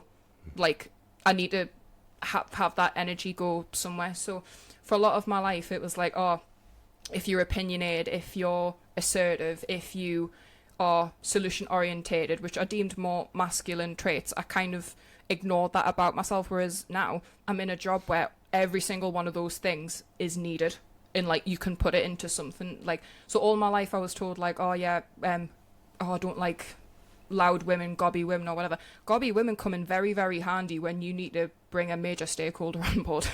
Do you know what I mean? I put myself in an environment where the way that I am is praised and it brings value to people. So in layman's terms, because you are very intellectual, Carla, let's be honest. In layman's terms, you just accept yourself for who you are and then express that. Stop trying to put yourself into a mold of this ideal. Because this ideal, it's all the persona. Carl Jung calls this the persona, the ego, the id, all that sort of stuff. And it's this, I'm not good enough now. I need to change who I am. And it's this pursuit of changing who you are that goes directly, it's a violation against nature. Nature's just radical acceptance for what is. If I went down the beach right now and started arguing with the waves, what the hell am I doing? I'm arguing against what is. And if you have these traits, if you have these personality traits, these things that you're like, well, that's who I am. If you push that down because, I don't know, societal norms or maybe parents try to squash them out of you. So the deeper metacognition work that I do with my clients is not just teaching them with their eating habits, it's getting them to understand who are you on an emotional, spiritual level. How can you express those traits more so you're not beating yourself up? And when I see those things, I see your results. So your way of saying that, basically in a nutshell, is you accepted who you are, you stop trying to mold yourself into someone you are not, and you allowed those traits to flourish, and in doing so, you like yourself more. You stop beating yourself up. You go from self-shame to self-acceptance. That, and we'll look at the camera for this, that is what any emotional eater needs to do. Stop beating yourself up, stop shaming yourself, accept yourself for who you are, while also acknowledging you are not the finished article and there's more work to do, and that's okay. Balanced and nuanced. And we started off this podcast saying about the whole emotional eating mindset, body stuff. It's about either shame yourself until you just beat yourself up, or just accept a body in a life you don't want. How about somewhere in the middle? No shaming, no self-hate, but no denial either. So when you accept yourself for who you are, life just starts to flow effortlessly. Almost as if that plug from that pipe has just been taken away and water's just flowing naturally where it needs to go. And that is the spiritual, psychological change that I see. No, 100%. And I think you caught onto something really useful there. When you start dealing with what is as opposed to what should be, because like, not so much now, but I used to find myself in that spiral all the time. Oh, well, it should be this and it should be this and it's not fair because it should be this, and it's just You're fighting reality. Yeah, it should be. In an ideal world, it should be. And Life's then not ideal. accepting, I think massive thing for me was just accepting that life is hard. And life is never going to be 100% perfect, but if you don't deal with what is, then you're not getting to the root of the problem. Because if you're living in this external reality over here, you're not fixing the problems that are here. So all the greatest spiritual leaders, Carla, they're all sing from the same hymn sheet. So Alan Watts talks about this. Suffering is attachment. The religion of Buddhism is literally about that. It's about releasing attachment, being at one with the universe, acceptance. Byron Katie changed my life. Her book, Loving What Is. She's got a quote that says, other than what you're believing or thinking to be true right now, are you okay? All of your suffering happens as a result of believing what you think things should be. This shouldn't have happened to me. I should be like this. I shouldn't be like that. This person should treat me like this. This person should be like that. But the moment we do that, we're fighting reality. We're fighting the world. And then the Carl Jung approach of that is, if we're constantly attaching to should or shouldn't, then we're constantly living our life in between the void of how it is versus our ideal expectation. And that's what creates trauma, anxiety, depression, grief, anger, frustration. All the emotions that are holding us back are unlocked and are manifested and are experienced and felt when we're constantly fighting reality. So the ideal is the ego. It's the id, the ideal. If we're like, ideally I should be 5 stone less, but I'm not. Ideally this thing shouldn't have happened to me in the past, but it did. Ideally the world should be like this and it's not fair. Double grr. It's like, fucking hell. When are you going to acknowledge that you might be right? So people can hear this and go, morally and ethically, those things shouldn't have happened to you. Absolutely. But they did. And that doesn't mean that you should just forget about it and like, I just need to like pull myself up by my bootstraps. I'm not saying that. Be compassionate. Be sad about the things that are not. But stop fighting reality, because all you'll do is you'll turn that inward and you'll just pick yourself apart. So that the problems that you see with the world are a projection of the problems that you see with you. So if you're currently fighting the world right now, it shouldn't be like this, it shouldn't be like that, that's just you tearing yourself down, manifesting outwardly. So we've got to turn inward and go, where am I beating myself apart? How do I need to accept who I am? This is the deeper spiritual work that is probably way too complex for someone who's just looking to solve the problem of emotion in 90 days or less. But this is where it leads to, because think about it. If you're constantly fighting reality, you're going to be constantly battling these emotions. These emotions are the things that turn you to food in the first place. If you want to prevent this whole thing, imagine walking around completely at peace, completely in zen, completely in a state of self-acceptance. You barely need to pull the SOS method out. You barely need to deal with your triggers. You barely need to fight your emotions because you are just in a radical state of acceptance. I'm not quite there yet. I still battle. Everyone does. But that is what all the spiritual teachers say. Once you remove attachment, you remove suffering. Yeah, no, absolutely. And I think as well, even now, when I find myself, because again, nowhere near as much as I used to because of all of the work that we've done together and stuff that I've implemented. But even now, I say, like, I ask myself, it might be the Socratic method or something fancy like that, but asking yourself why, and keep asking why until you get to the root cause. So to give you a good example, when I was throwing myself into work and I was just addicted to work, I went to myself, right, I'm addicted to work. Why? Oh, because I feel really good at work. Why? I feel important. Why? Because I don't feel important in my personal life. Why? Because I'm surrounded by people who make us feel like I'm not important. Why? Because I'm choosing to keep these people around. Do you know what I mean? And what's the quote where we don't see the world as it is, we see the world as we are? Yeah, that's Carl Jung. We don't see the world as we see it as we are. Everything is a manifestation of how we see ourselves. You know, so back on that method, there's another method I use, the so what method. Remember that? So if someone's listening right now, they'll be like, well, I understand, Sam, I'm hearing you, I'm an emotional too, I resonate with Carla's story so much, but I just don't believe I can change, I don't believe I can, it's too hard for me, oh my god, I'm just going to turn the video off and deny it. Right, okay. So what means you just keep going deeper and deeper until you get to the actual real thing that you want. So someone might come to me and say, Sam, I want to lose weight. And I might go, right, so what? Well, I want to lose weight because I'm unhappy. Okay, so what? Well, what will happen if you don't? Okay, well, I'll remain unhappy. Okay, well, so what? Well, it'll impact my marriage. Okay, so what? Well, my partner might leave me because I'm unhappy and I'm not being intimate in my relationship. Okay, so what? I'll be alone. I'll be lonely. Okay, so what? Well, I'll be depressed. Okay, so what? Like, we can just go down and down. Like, why do you want something? If you want to figure out what you want, figure out what you don't want. Yeah. So the best way to transform, and also when I talk about finding out who you are, best way to find out who you are is remove who you are not. So I don't want to be someone who's an emotional eater. I don't want to be someone who pushes down my emotions. I don't want to be someone who hides my body from the world. I don't want to be someone who's in bog standard toxic relationships. I don't want to be someone who hates my job. I don't want to be someone who is on my deathbed at 90-year-old looking back going, what could have been? The best way to reveal who you really are is to reveal who you are not and get clear of absolutely who you do not want to be. And in doing so, it's scary and frightening. So many people would have turned the video off right now. Yeah. You reveal who you really are. Yeah. And that's the whole stop fighting the world. Start seeing the world as who you are, and everything else around you just changes. Yeah, 100%. And I think as well, which is weird to say because anyone who follows me on social media knows I do a shit ton of photography. But weirdly enough, that revealed something to me, and this was even like, I think this was maybe towards the end of when we started with again, we had a conversation about it. So me and Simon went to Whitby for my birthday, right? And I came back and I remember going to you and be like, oh my god, like it was really, really good, like, oh, look at all these pictures. And I remember you said there's not one picture of you, and I was like, shit. Like, even though physically I look different, mentally I've still got like, I still think I'm that person. And I was like, crap. And because the thing is, I'll be 30 next year. So like, and I know I'm probably one of your younger, like your youngest clients, but like, it's weird. And you might be able to relate to this. I don't know. Like, something recently that's been keeping me on track with a lot of stuff is, you know, when you said like the brain stops developing around 25 or something like that.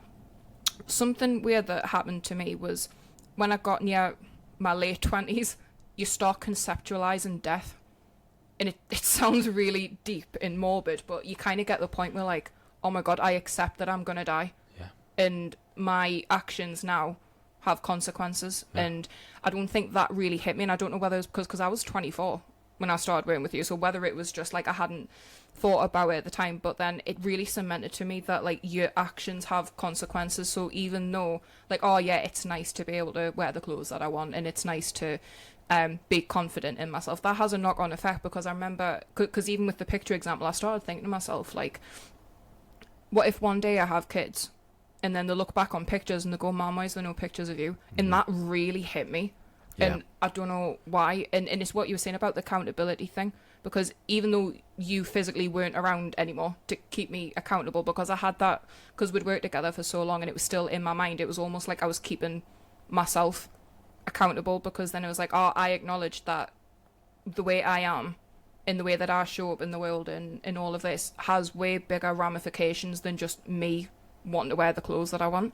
Yeah. Do you know what I mean? That's the so what method in action. You just keep going deeper and deeper. If I don't fix this in 5 years, okay, so what? It'll impact my kids. If I don't fix this, if this impacts my kid, okay, so what? They'll repeat the same traumas that I've had, okay, so what? And you can just go deeper and deeper. So we're going to have to wrap this up in the next 5-10 minutes. Yeah. But the last two questions I've got, I'll say the same one first. And I'll start off with saying, obviously, I was at your wedding last month, which is amazing, by the way, and beautiful to see you. I'm so happy for you. But what would your life look like right now hadn't you made that decision to maybe come to that event where you first heard me speak and then obviously invest in the coaching program? How do you think your life would be different? What would you have not created? I wouldn't be married for one. Like 100%. Like, I know we haven't really covered tons of it in this conversation, but everything that, and the reason why I haven't brought it up as much is because everything that I was doing in my life, like my relationship was suffering as a result, and a lot of the time, I mean, at the time, and this is the thing, like, what are relationships? It's two flawed human beings with their own trauma and their own condition and coming together and finding out a way to make it work and live together.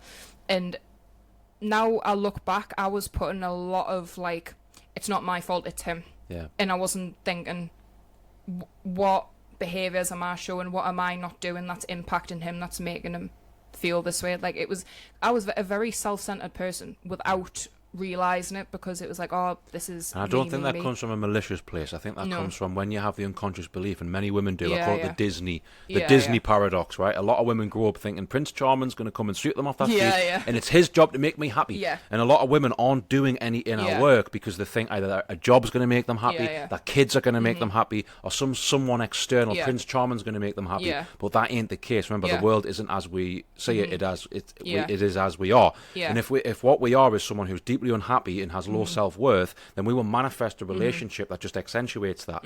And without the awareness, you'll put a lot of pressure unconditionally on your partner. So like you said, I was very self-centered. I don't think that come from a malicious point of view. It come from a lack of awareness, but also that deep desire, please make me happy. I'm not happy. Please make me happy. Yeah, and this is the thing, and another thing that I learned as well, like not just from you, but just in the whole process, is that your partner can't and shouldn't meet 100% of your needs all of the time.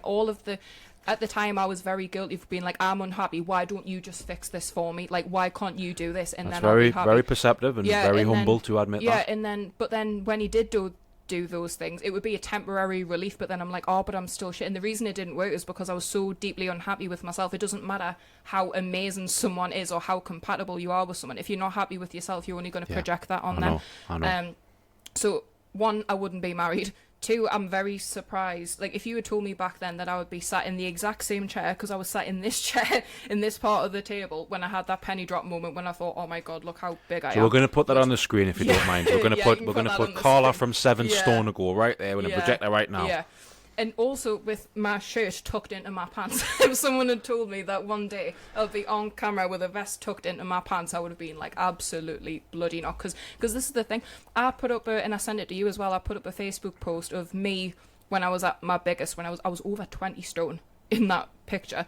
And one where I took a picture of myself when I was at the Great North Tattoo Show, and I put it next to each other. And the amount of comments that I had been like, I never remember you being that big. And I was like, the reason why you don't remember me being that big is because I never left the house. I wore very baggy clothing. That was just a very rare occasion that I wore something that was a little bit tighter. And so people were like, I can't believe that you were ever that big. I was like, yeah, because I couldn't admit to myself that I was that big. I didn't let other people say, I couldn't face it. And it wasn't until I look back that I was like, shit, like that's just like you said, a physical manifestation of all of the stuff that was wrong with my life. And there's no moral failing in that. It's not about judging someone's moral character. And a lot of people who struggle with their weight, they moralize it and be like, that means I'm not good enough. I'm not the pedestalize their appearance or their weight is like what makes them good enough. I don't do that. I just say, right, the physical body that you don't want right now, and it's not me saying you don't want it, you're telling me you don't want it. If someone's overweight and they're generally happy and they're like, Sam, all of those voids don't apply to me, I'm generally happy, I like being overweight, I'm like, who am I to say that you should change? But if you're coming to me saying you're unhappy, I'm like, what's going on behind the scenes? And once you address that, like you said, it's just a physical manifestation. So sorry to interject there. No, it's alright. No, but yeah, no, I wouldn't be married. I wouldn't be sat here in a vest tucked into my pants. I wouldn't be on camera in general. But I also wouldn't have a really fulfilling life that I have now. It's not perfect by any means. That's it. You want to start emotional eating? Build a life you don't want to escape from. That is the deeper thing. The reason you are emotionally eating and overweight in the first place is because you're using food to escape from something you don't want. It's that avoidance thing. If there's nothing to escape from, if there's nothing to avoid anymore, you've solved the problem. So build a life while you're working on yourself. Build a life that you don't need to escape from anymore. That is the key. 100%. So my final question, what would you say to someone right now who's listening to this podcast, who's resonated with your story, resonates with your journey, the hold the hand up, I'm an emotional eater, I hear it so much, but I'm just getting so much resistance right now, I'm frightened, I'm scared, I don't think this is going to work. Do you know how many people reach out to me, Carla, and say, Sam, I love everything you do, I just don't believe I can ever change. What would you tell them? Which is, I'll just say, that's normal, by the way, not believing it can change. I don't think you believed that you could change to start with. No, you just did it anyway, right? I would say, even though it's really scary and you want to resist it and stuff, if you don't face it now, then when? Do you know what I mean? Because not confronting something doesn't mean that it goes away. Like, it's still there, but then if you decide to change now, you've got control over what you do with that. If you leave it up to the universe and you avoid it, the universe chooses when it's going to hit you. Carl Jung said that. He's like, you push this thing down, the universe will either manufacture a crisis for you to deal 100%. With it, or you can voluntarily deal with it. It's the whole hero's journey, the call to adventure thing. You know, so people who avoid things, it'll get to a point where they either have a heart attack and then they'll address it, or their marriage breaks down as a result of, like you say, their low self-esteem manifesting as a dysfunctional relationship, or mental health breakdown. So many people have this midlife crisis is conceptualized in pop culture and in movies and this and that. And we'll think of midlife crisis, we'll think of the dude who leaves his wife and buys a sports car and starts dating a 17-year-old model. It's like that's not a midlife crisis for most people. Most people's midlife crisis is a marriage breakdown, a mental health breakdown, a physical health issue. Yeah. And there's a reason 80% of autoimmune issues are by women worldwide, because women are more likely to avoid and suppress their emotions by just like people pleasing and pretending it doesn't exist. Men are more likely to outwardly express their dissatisfaction. Women are more likely to just cope in any way they can. This is why so many women develop autoimmune issues in their 40s and 50s, and it's a lifetime of suppression, because what you suppress, you depress. Right? 100%. You become depressed, your body physically becomes depressed, you get a health issue. So this whole either change voluntarily or the universe will force you to change. It's very painful for the universe to force you to change, because how much damage could be done from this moment listening to this podcast right now to this midlife crisis, mental health breakdown, horrible life event. How much damage can be done between that time? So even though you feel currently out of control and scared, just choosing to change now is the most empowering thing you can do, rather than waiting to be forced to change. 100%. And on your point as well, because what I was going to say is I don't think there's such thing as true avoidance. Like, because you're not avoiding something, you're just delaying it. It'll catch up with you eventually. And when you said about the 80% of women having autoimmune issues in their 40s and 50s, that to me that's also a consequence of delaying it. Do you know what I mean? Because it's the body manifesting as you need to pay attention to something, you haven't, so I'm going to give you arthritis, I'm going to give you chronic fatigue, I'm going to give you MS or another one, or thyroid issues. You know, there's a lot of Vassal van der Kolk, his book is called, I think that's his name. The Body Keeps the Score. Basically, that's suppressed emotions that have basically got nowhere to go. They manifest over time as an autoimmune issue, and it's not 80% of women have autoimmune issues. It's 80% of diagnosed autoimmune issues are from women. Because I think, like I said, the masculine way to it's to outwardly protest, and that's why men are more violent, more aggressive, more likely to get involved in criminality. Women don't do that. You know, there's a lot of talk about toxic masculinity, which is like, you know, aggression, this and that, criminal behavior, whereas toxic femininity is almost the polar opposite. It's the complete denial and suppression of the things that you are afraid of. Whereas masculine are more likely to outwardly project them, women are more likely to internally tear themselves down, and that's why women have 80% of the autoimmune issues, is because they're suppressing, they're people pleasing, they get burnt out, and it coincides with the menopause time, the midlife crisis, maybe the children grow up, the empty nest syndrome. This is why most of the clients who reach out to me are in their 40s, 50s and 60s, because they reached those crisis points after years of avoiding. And I hate to end it on this, but you don't see many overweight or obese 90-year-olds. And if you want to have a fulfilling life up until the age of 90-year-old, and you want to see your grandchildren, great-grandchildren and children live fulfilling lives, and also not pass down your traumas, the time to change is now. Not in 20 years, not in 10 years, not when you feel ready, it's now. Well, who was it? Was it an economist, Thomas Sowell, said there's no such thing as solutions, only trade-offs. Only trade-offs. So if you think about, if you're on the fence about taking action and doing something about it now, it's like, okay, in the moment, fair enough, that's a decision, but what's the trade-off of that? Do you know what I mean? Like, you're trading off fulfillment, health, an enjoyable life, and was it the quote? It's like choose your hard, because it's choose your hard. Taking action is hard. Being accountable is hard. Like, putting energy into doing something about your life is hard. But you know what's also hard?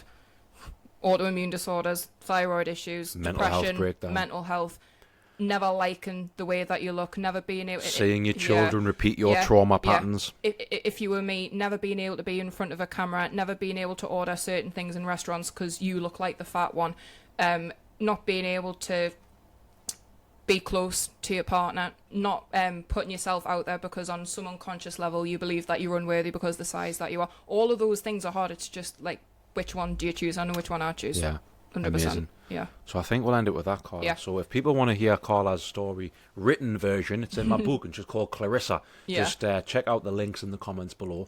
And also shout out to the Above Average podcast and Adam, who's behind the camera here. This is his studio, this is his setup, who kindly allowed me to do this in-person podcast today. I will also link his channel in the comments, which I've been a guest on twice. So please, if you want to hear more in-depth conversations like this, please check out his channel.